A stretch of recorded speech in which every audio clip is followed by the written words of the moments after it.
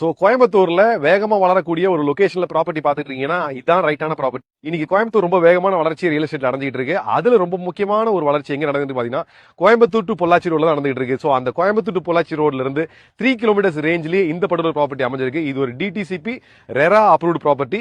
ஒரு ப்ராப்பர்ட்டி வேகமா வளர்றதுக்கு மிக முக்கியமான காரணம் என்னவா இருக்குன்னு பாத்தீங்கன்னா அந்த லொகேஷன்ல இருக்கக்கூடிய மிக முக்கியமான ஹைலைட் பாயிண்டா இருக்கும். அந்த மாதிரி இன்னைக்கு கோயம்புத்தூர்லயே ஒரு கல்ஃப் கோர்ஸ் இருக்குன்னா அது நம்ம ப்ராப்பர்ட்டிக்கு ஜஸ்ட் ஆப்போசிட்ல தான் இருக்கு. இன்னைக்கு சென்னையில ஒரு கல்ஃப் கோர்ஸ் இருக்கு. அந்த கல்ஃப் கோர்ஸ்க்கு ஆப்போசிட்ல இல்ல பக்கத்துல ஒரு ப்ராப்பர்ட்டி வாங்கினா ஒரு சென்ட்டோட ரேட்டு 1,30,00,000 ஆகுங்க. ஆனா இன்னைக்கு கோயம்புத்தூர் கல்ஃப் கோர்ஸ்க்கு ஆப்போசிட்ல நம்ம ஜஸ்ட் வாக்அப் லிஸ்ட் ஒரு ப்ராப்பர்ட்டி பண்றோம். அந்த சென்ட் ரேட்டு வெறும் 8,00,000. சோ இன்னைக்கு இந்த ப்ராப்பர்ட்டி நீங்க இன்வெஸ்ட் பண்ணீங்கன்னா உங்க பணத்தை 10 மடங்கு வேகமா வளர்த்துக்கான ஒரு வாய்ப்பு.